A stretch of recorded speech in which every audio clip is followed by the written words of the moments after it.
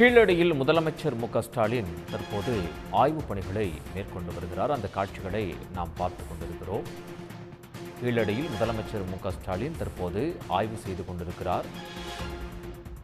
ராமநாதபுரத்தில் அரசு நிகழ்ச்சியில் பங்கேற்ற பின் கீழடி அருங்காட்சியகத்தை முதலமைச்சர் ஸ்டாலின் பார்வையிட்டு வருகிறார். கீழடி அருங்காட்சியகத்தில் காட்சிக்கு வைக்கப்பட்டுள்ள தொல்பொருட்களை முதலமைச்சர் பார்வையிட்டார். கீழடி அருங்காட்சியகத்தில் சுமார் 13,000 தொல்பொருட்கள் காட்சிக்கு வைக்கப்பட்டு இருக்கின்றன.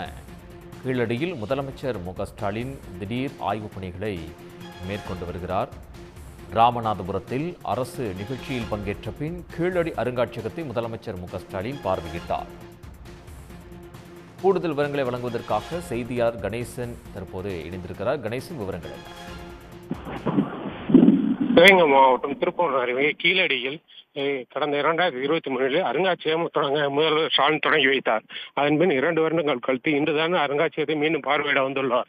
மேலும் அருங்காட்சியகத்தில் 10 கட்டட தொகுதிகளில் 6 கட்டட தொகுதிகளில் பொருட்கள் காட்சிப்படுத்தப்பட்டுள்ளன. 13,484 பொருட்கள் காட்சிப்படுத்தப்பட்டுள்ளன. ஒவ்வொரு அரங்கிலும் தனித்தனியாக மண்பாண்ட பொருட்கள், இரும்பு பொருட்கள் என தனித்தனி கட்டட தொகுதிகளில் பொருட்கள் பாதுகாப்பாக வைக்கப்பட்டுள்ளன. அவற்றை தினசரி 2000க்கும் மேற்பட்ட பார்வையாளர்கள் பார்வையிட்டு வருகின்றனர்.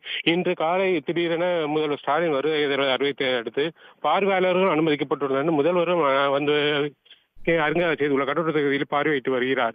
மேலும் அருங்காட்சியகத்தினுள் கூடுதலாக சில கட்டிடங்கள் கட்டப்பட்டுள்ளன. பொருட்கள் வைப்பதற்காகவும் மற்றும் பார்வையாளர் ஓய்வு எடுக்கவும் ஓய்வறை உள்ளிட்டவை கட்டப்பட்டு வருகின்றன. அவற்றையும் முதல்வர் பார்வையிட்டு வருகிறார். முதல்வருடன் கூட்டுறவுத்துறை அமைச்சர் பெரியப்பன் மற்றும் கலெக்டர் பொற்குடி ஆகியோரும் உள்ளே சென்று அருங்காட்சியகத்தை பார்வையிட்டு வருகின்றனர். ஒவ்வொரு பொருட்களும் இதுவரை காட்சிப்படுத்தப்பட்ட பொருட்கள் எத்தனை, கூடுதலாக பொருட்கள் எதுவும் காட்சிப்படுத்தப்படுகின்றன என்றும் முதல்வர் விசாரித்து வருகிறார். கணேசன், தகவல்களுக்கு நன்றி. உடனுக்குடன் செய்திகளை தெரிந்து கொள்ள சன் நியூஸ் பெல் ஐகானை கிளிக் பண்ணுங்க.